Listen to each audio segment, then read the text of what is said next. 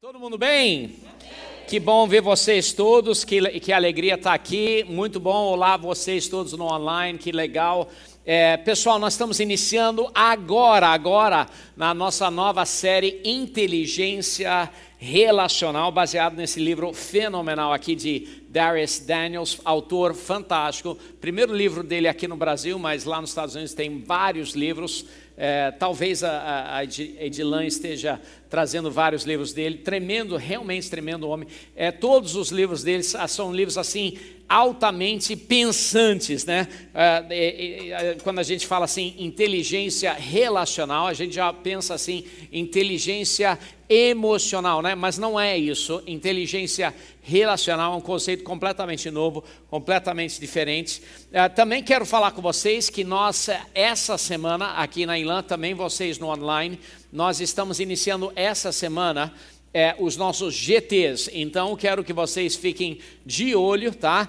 E eu gostaria muito que vocês buscassem o GT. Você fala assim, mas pastor, o que é o GT? Na nossa igreja, GT são os nossos grupos pequenos, tá? Ou de repente você chama de células. Então é o lugar onde você vai encontrar um grupo, onde você pode abrir seu coração, onde você pode conhecer pessoas, onde você vai ter acesso a dons espirituais, onde pessoas vão poder conhecer você, poder orar por você, onde você vai poder usar os seus dons que estão na sua vida para abençoar outras pessoas. Então, na nossa igreja, nós consideramos que células ou os nossos grupos pequenos são tão parte de igreja quanto os nossos cultos. Ou seja, se você está na nossa igreja e você não frequenta um grupo pequeno, então você não é de verdade parte da igreja, né? Inclusive, se você faz o nosso curso Ondas, para você ser membro, você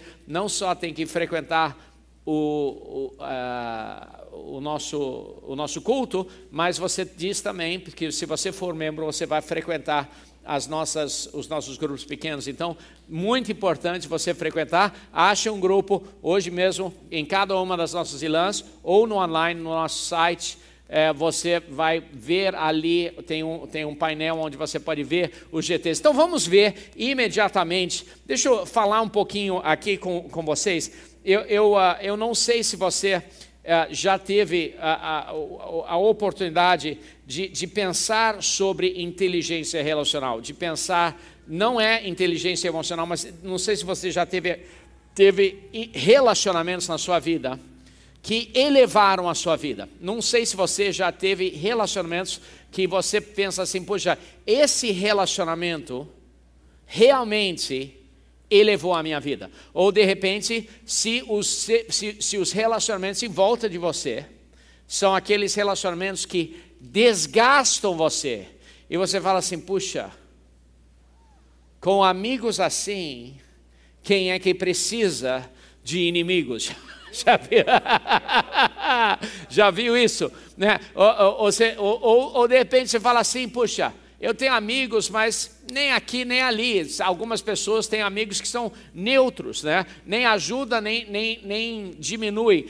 Mas imagina se você pudesse ter acesso a estrategicamente construir amizades que elevassem a sua vida.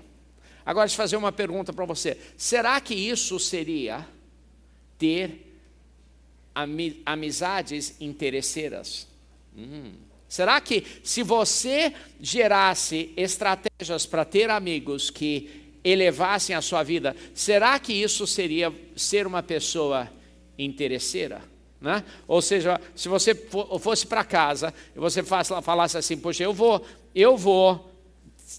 ser amigo com essa pessoa, porque essa pessoa vai poder me elevar. Aí eu vou ser amigo com essa pessoa, porque essa pessoa vai me elevar. E aí, será que você estaria sendo interesseira? Né? Deixa eu fazer uma outra pergunta aqui para você. Será que está certo? A gente faz estratégias sobre o nosso dinheiro, sobre a nossa previdência. A gente faz estratégias sobre a nossa conta bancária, onde nós investimos nosso dinheiro. A gente faz a nossa estratégia sobre a nossa carreira, no nosso trabalho. A gente faz nossas estratégias sobre onde nós queremos estudar, nós fazemos estratégias sobre muitas coisas, mas geralmente sobre nossas amizades, a gente deixa por acaso, a gente acaba sendo amigo por acaso das pessoas, é como se fosse meio que por sorte, certo? Mas o que é mais importante? As nossas amizades, os nossos relacionamentos ou o nosso dinheiro? Nossos relacionamentos são mais importantes. Por que, então, a gente coloca tanto esforço nas estratégias sobre nosso dinheiro, ou sobre nossa carreira, ou sobre nossa educação, mas a gente não coloca nenhum esforço na nossa estratégia sobre nossas amizades? Porque, afinal de contas, Jesus foi estratégico sobre os relacionamentos dele, não foi? Será que Jesus estava sendo interesseiro? Então hoje eu quero abrir aqui com algumas perguntas para vocês. Pense aqui comigo, algumas perguntas aqui para vocês. Será que você já teve uma conversa com alguém? Quero que você pense aqui comigo. Você já teve uma conversa com alguém e nessa uma conversa mudou o percurso completamente da sua vida? De repente foi uma conversa onde você sentou com alguém e foi uma conversa romântica. E você naquela conversa, você descobriu que você estava apaixonado. E você pensou, puxa, essa é a pessoa com quem eu quero passar o resto da minha vida. E eu quero casar com essa pessoa. Você em uma conversa, você descobriu, puxa, essa pessoa, e aquela única conversa mudou o rumo da sua vida, né? Ou de repente, você teve uma conversa com um professor, e aquela conversa, puxa, ele falou com você sobre um plano de carreira, e aquela única conversa, você falou assim, puxa, eu quero ser engenheiro, né? Ou de repente, eu quero ir para a carreira militar.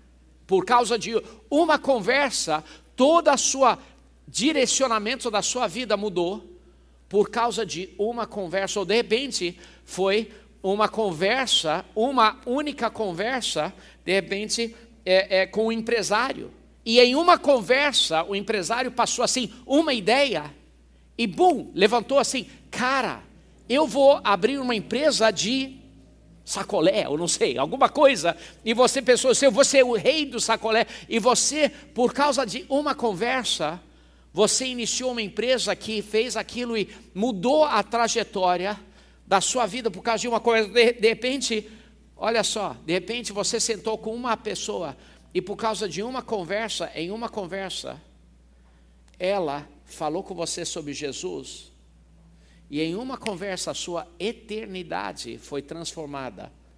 Em uma conversa, não só a sua vida aqui terrena, mas a sua vida durante os próximos bilhões e bilhões e bilhões de anos foi mudada por causa de uma conversa.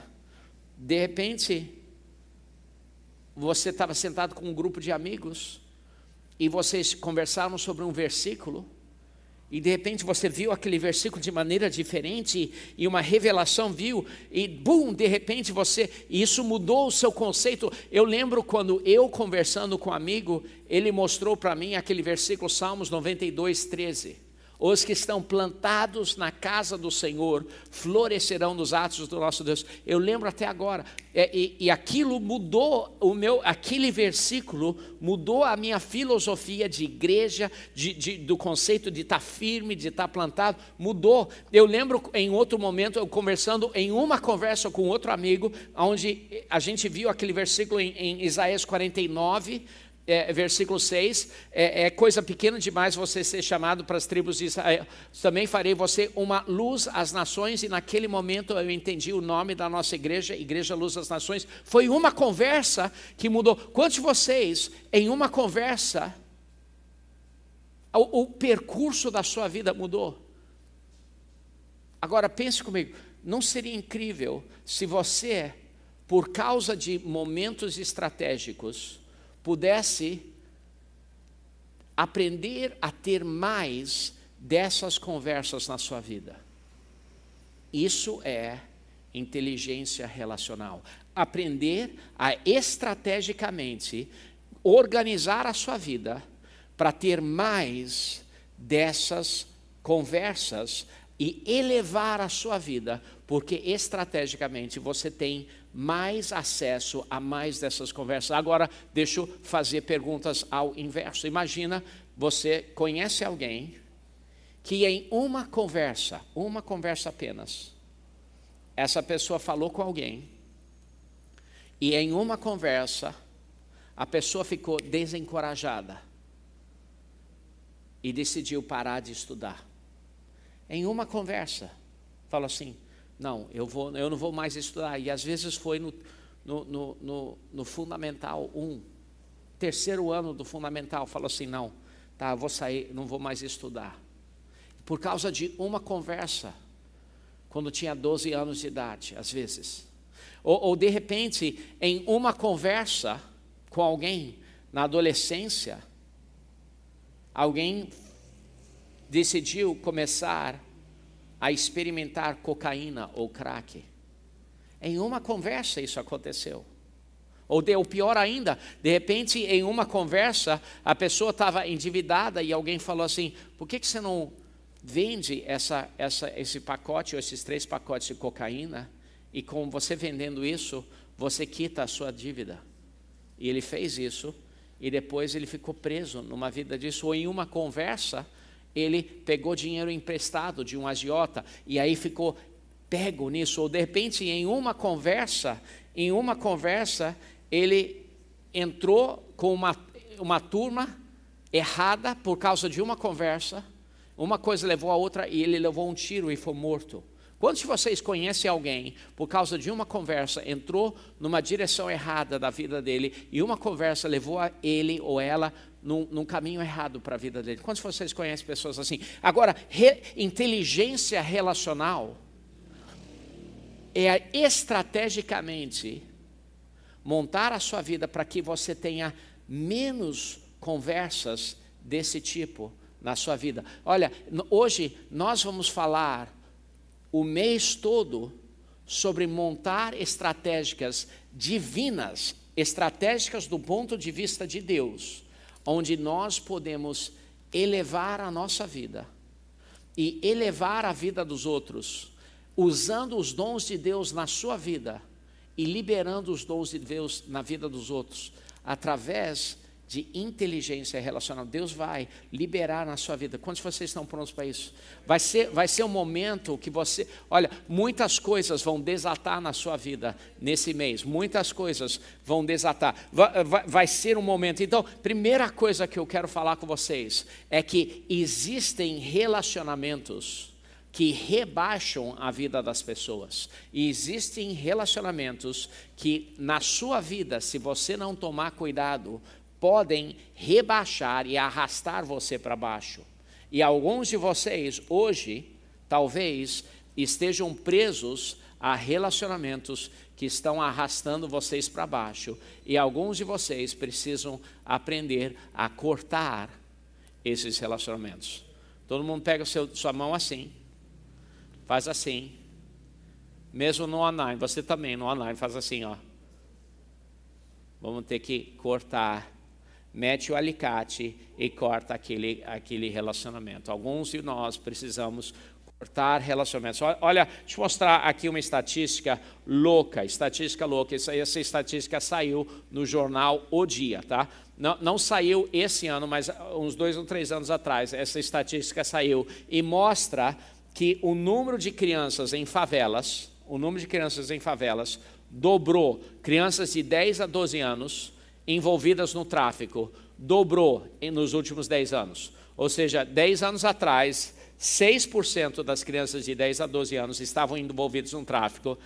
10 anos depois, 13% das crianças de 10 a 12 anos estavam envolvidas no tráfico. Ou seja, dobrou o número de crianças envolvidas. E 72% dessas crianças envolvidas no tráfico não estudam mais com 10 anos de idade. Pararam de estudar, só estão envolvidos no tráfico. Uma loucura. Isso no Rio de Janeiro, a nossa cidade. E nós, queridos, a Ilã, nós temos responsabilidade com isso. Nós temos responsabilidade. São as nossas crianças. As nossas crianças. Todas essas pessoas, todas essas crianças, como é que elas entraram nisso? Com uma conversa que rebaixou elas. Uma conversa com falta de inteligência relacional. Elas foram sugadas para isso. Olha esse versículo aqui, que eu quero te mostrar aqui em 1 Coríntios 15, 33. Não se deixem enganar, más companhias corrompem bons costumes. Más companhias corrompem bons costumes. Você sempre pensou que sua mãe falava isso e não estava na Bíblia? Está na Bíblia, tá? Você pensou que não dava? Está na Bíblia. Mas companhias corrompem bons costumes. Mas eu tenho boas notícias para vocês. Boas notícias, que relacionamentos também podem elevar a sua vida. E vocês estão, dá uma olhada em volta aqui, vocês estão em volta de tremendas, bons relacionamentos. Tudo em volta aqui. Vocês estão em volta de pessoas que elevam a sua vida. O corpo de Cristo é a maior fábrica de Deus para elevar a vida dos outros. Você está aqui, o corpo de Cristo existe aqui para elevar a sua vida. Então hoje quero falar com vocês sobre isso, como você pode ser elevado e como você pode elevar a vida das outras pessoas. E é isso que é inteligência relacional. Então, hoje eu quero falar com vocês sobre uma história da mulher samaritana. Quantos de vocês conhecem ela? Em João capítulo 4, daqui a pouco eu vou mostrar para vocês. Mas João capítulo 4 tem uma história incrível sobre uma mulher e sobre Jesus. Jesus está caminhando em uma área que é uma área meio desprezada, é uma área que as pessoas não gostam, a área de Samaria. É uma área que uma área que super o pessoal, os judeus têm um grande preconceito contra essa área. Seria tipo a área dos macumbeiros, né? Ou seria a área assim onde os evangélicos não gostam, é assim, muito pessoal esquisito, pessoal pobre, pessoal assim, ruim, pessoal não toma banho, pessoal que come mal, pessoal que, assim, todo o pior pessoal do mundo, assim, tá lá, né?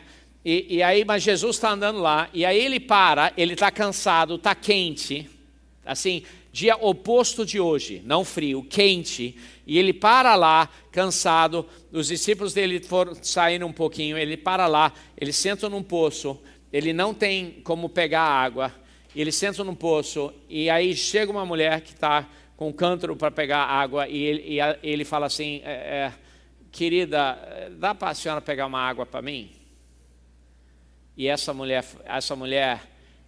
você já viu aquelas mulheres que, assim, foram ofendidas tantas vezes, que assim, já começa ofendendo você? Já viu pessoas assim? Pessoas assim que já, sabe que pessoas que são tão ofendidas, que assim, já ofendem todo mundo? Já viu pessoas assim? Essa era uma mulher assim. Assim, já entra assim, eu não levo desaforo para casa, já vem gritando com você, já é assim, terrível, né? O tipo de pessoa que você pensa assim, puxa, eu não queria ser o marido dessa mulher. Já viu isso, né? Mulher que puxa, é terrível, né? Então ela já vem brigando com Jesus. Ela fala assim, puxa, como é que você vai falar comigo? Você é um judeu, você não pode falar com mulher, e nem especialmente não mim. Aí ela começa a peitar ele, falar mal com ele, mas Jesus conversa com ela. E ao decorrer do tempo, na conversa, Jesus vai ganhando ela. Olha só, um relacionamento, uma conversa, Jesus ganha essa mulher. E nessa conversa, ele ganha ela, e depois ele profetiza sobre ela, e depois ela vai e ganha a cidade toda. Olha só, e a cidade toda é convertida por causa de uma conversa. Deixa eu falar uma coisa aqui com você. Não despreze o dom que está na tua vida.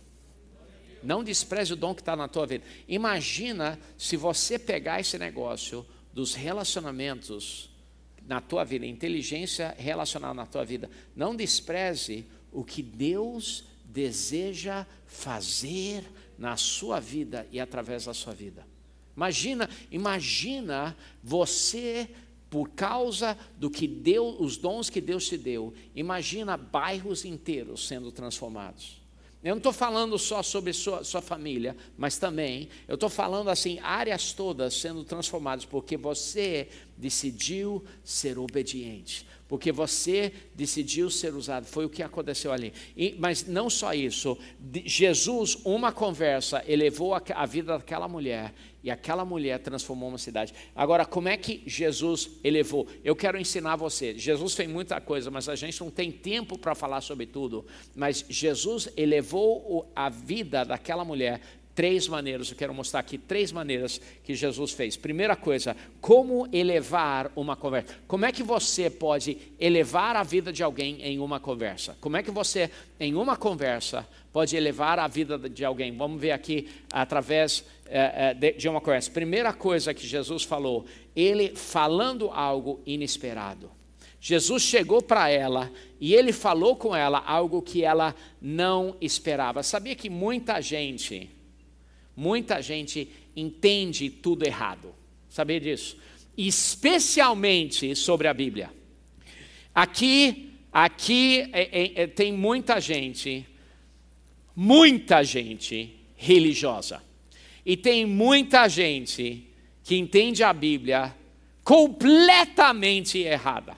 Completamente errada. Aquela mulher chegou, e o negócio aí dos samaritanos é que eles pensavam que entendiam a religião judaica, e é a razão que os judeus não gostavam deles, mas eles pegavam tudo e misturavam tudo. Era uma mistureba de religião, de uma superstição, tudo misturado lá. E aí ela falou assim com ele, em versículo 7, nisso veio uma mulher samaritana tirar água e disse a Jesus, dê-me um pouco dessa água. Jesus falou com ela, os seus discípulos tinham ido à cidade comprar comida. E a mulher samaritana lhe perguntou, como o Senhor, sendo judeu, pede a mim, uma samaritana, água para beber? Pois os judeus não se dão bem com os samaritanos. Era algo inesperado, ela não esperava que Jesus fizesse isso. Eu lembro, na minha vida, e tem tantas vezes, e eu gosto de falar coisas inesperadas. Eu sou perito nisso. Eu sou perito em ver alguém, e alguém vem, e eu gosto de achar as coisas que a pessoa pensa que é verdade, e eu gosto de achar e assim questionar. E a pessoa fica dizendo, eu gosto de achar. E aí eu lembro que hoje a gente vai participar da Santa Ceia, tá? Hoje é a Santa Ceia. E só preparando você aí no online, prepara ali o seu suco de uva, o seu pãozinho. E chegou, quando a gente iniciou, uns 10 anos atrás, a igreja lá em Niterói, chegou uma família que estava desviada da igreja há 20 anos. E eles não tinham ido em uma igreja há 20 anos. Eles chegaram na igreja, eles chegaram justamente no dia da Santa Ceia. E aí quando chegaram, viram que é Santa Ceia e falaram assim, caramba, o que a gente faz agora? Porque eles tinham vindo de uma igreja super religiosa. Aí eles tinham vindo, e era uma família inteira, tinha umas 15 pessoas. Aí eles falaram assim, puxa, chegou o momento da Santa Ceia, eles começaram a suar, assim, com medo. Puxa, o que eu faço agora? Se eu pegar a Santa Ceia para comer, Deus vai nos matar. Porque a Bíblia diz que a gente devia se examinar, e a Bíblia diz que se a gente comer do pão e beber do vinho indignamente, tem muitas pessoas que ficam fracos e outros que até que dormem, e isso significa que pessoas ficam doentes e outras pessoas morrem, e eu não quero morrer, mas por outro lado, se eu não pegar a Santa Ceia, todo mundo vai olhar para mim, a gente vai ficar envergonhado, porque aí todo mundo vai saber que a gente é pecador e que a gente só queria visitar uma igreja e ficar quietinho no nosso banco, aí pegaram aquele vinho, então assim, ó, eu não quero morrer, eu não quero, mas também não quero ficar envergonhado. Aí eu não sabia disso, mas eu expliquei como é aqui na Ilã. Eu expliquei como é. Eu expliquei que, na realidade, a Santa Ceia, Deus nunca projetou a Santa Ceia para dividir pessoas dele. A Santa Ceia sempre foi para unir pessoas a ele. E como Satanás tinha usado aquele versículo para dividir pessoas. E olha, Satanás usa a Bíblia também. A gente vê isso, Satanás usa a Bíblia também, muito. E como pessoas tinham lido aquele versículo e pensado, puxa, se eu tiver pecado e eu não tomar a Santa Ceia, aí eu posso ficar com o meu pecado e eu não tomar a Santa Ceia e Deus vai ficar tudo bem com isso. Eu fico com o meu pecado, eu não tomo a Santa Ceia e Deus está ok. Que mentira louca! Não, Deus não vai ficar ok se você ficar com o seu pecado, se você tomar a Santa Ceia ou não. Deus não está ok se você ficar com o seu pecado. É uma mentira. A Santa Ceia, é para você se examinar, para você se arrepender do seu pecado, para que você tome a Santa Ceia, para que você se una a Deus. A examinação não é para você falar assim, não, eu escolho ficar com o meu pecado e não ficar com a Santa Ceia. A examinação é para você falar assim, eu escolho me arrepender do meu pecado e ficar com a Santa Ceia. Então hoje, o momento é para vocês falar assim, eu escolho Jesus. Aí sabe o que eles falaram assim? Nós escolhemos Jesus. E hoje, de repente, alguns de vocês vão escolher Jesus. Hoje, alguns de vocês no online vão falar assim, eu escolho Jesus. Eu escolho Jesus, porque a Santa Ceia nunca foi projetada para dividir, sempre foi projetada para que pessoas possam estar e vir junto. Nunca foi projetada para separar, sempre foi projetada para tomar. Olha, eu sei que em algumas igrejas falam assim, botam um monte de regras para tomar a Santa Ceia. Para tomar a Santa Ceia você tem que ter batizado, tem que fazer esse curso, tem que fazer... Olha, aqui na Ilã, puxa, se... A única regra para você entrar no reino de Deus, para você entrar no corpo de Cristo, é você se arrepender e você confessar Jesus e crer no seu coração. Quem somos nós da Ilã para a gente botar um monte de outras regras para você tomar a nossa Santa Ceia? Meu Deus, a Santa Ceia é para todo mundo que entregou a vida a Jesus. Essa é a Santa Ceia de Jesus, não é a Santa Ceia da Ilã. Aí eu falei isso, sabe o que aconteceu? Puxa, libertação na vida deles. Libertação. E é o que aconteceu, algo inesperado, e é o que aconteceu na vida daquela mulher samaritana. Ela escutou isso e, bum, começou a quebrar a religiosidade. A segunda coisa que Jesus falou com aquela mulher samaritana, a segunda coisa que eleva a vida das pessoas é quando você começa a falar algo sobrenatural. Escuta aqui, olha, você consegue falar coisas sobrenaturais também. Olha o que Jesus falou aqui, versículo 13, Jesus respondeu, quem beber desta água terá sede outra vez. Mas quem beber da água que eu lhe der, nunca mais terá sede. Pelo contrário, a água que eu lhe der se tornará nele uma fonte de água que jorrará para a vida eterna. E a mulher disse, Senhor, dê-me desta água para que eu não tenha mais sede, nem precise voltar para tirar água. Queridos, olha o que aconteceu. Ela começou a ser salva naquele momento. Foram palavras de vida eterna. Olha, quando você começa a falar algo sobrenatural, não sei se você teve a experiência de entregar a vida a Jesus, de liderar alguém para Jesus. Eu não sei se você teve a experiência de você passar no supermercado e você tá passando as compras ali, Plup, plup, plup, plup, plup, plup. Aí o Espírito Santo te incomoda e você olha para o caixa e você fala algo assim: está tudo bem com você? E a mulher começa a chorar. Aí você fala assim: caramba, você fica até... Porque é o Espírito Santo e é o momento ali. Já aconteceu com alguém assim? Porque é o momento do sobrenatural. A janela do céu abre ali e você começa a falar o sobrenatural na vida daquela pessoa. Escute aqui, olha, você tem as palavras também de vida eterna para a vida das pessoas. Olha, nesse mês, comece a elevar a vida das pessoas. Eu não estou falando sobre você forçar nada, mas faça perguntas e esteja pronto para as palavras sobrenaturais saindo da sua boca. Não force nada. Não estou falando para você forçar algo, não. Mas gere palavras e esteja pronto para Deus usar a sua vida. Sabe, no Novo Testamento, não é só o pastor que Deus usa, não. Deus usa você, todo mundo. Deus quer usar você. Deus quer usar a sua vida. Terceira coisa que Jesus fez, ele começou a falar algo profético. Ele usou palavras proféticas, versículo 16, e aí ele disse: vá, chame seu marido e volte. E aí ela falou assim: eu não tenho marido, respondeu ela. E disse-lhe Jesus: você falar corretamente, dizendo que não tem marido. O fato é que você já teve 5, e o homem com quem agora vive não é seu marido.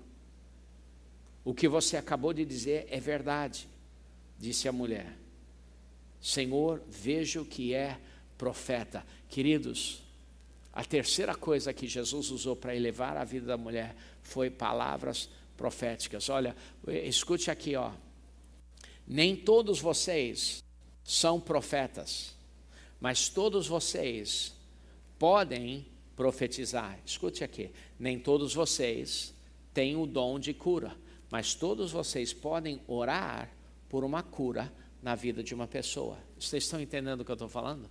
Nem todos vocês têm o dom de contribuir, mas todos vocês podem e devem dizimar. Então, nós podemos começar, na medida da nossa fé, começar a usar um dom. Não forcem nada, mas você pode começar a usar o seu dom profético. Um dos dons que eu tenho na minha vida, sabe o que é? É o dom de desatar dons na vida dos outros. Sabe o que eu quero fazer hoje? Eu quero desatar dons na sua vida. E você também no online. Hoje eu quero desatar os dons que estão na sua vida. Eu quero profetizar sobre vocês. Olha, deixa eu ler esse versículo aqui, que é um versículo profético sobre a sua vida. E eu quero desatar dons na sua vida. Olha só, Jeremias 29, 11, diz o seguinte: porque eu sou o Senhor e eu conheço os seus planos que tenho sobre vocês, diz o Senhor, planos de fazê-los prosperar e não lhes causar dano, planos de dar-lhes esperança e um futuro. Olha, Deus só quer coisa boa para você.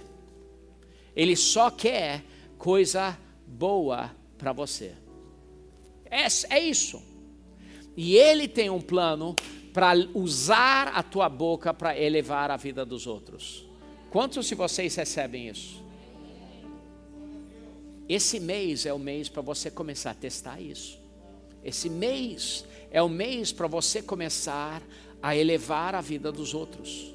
Esse mês, e você vai começar a fazer isso dentro do GT. Você tem que achar um GT. E ali você vai começar a ver outros relacionamentos.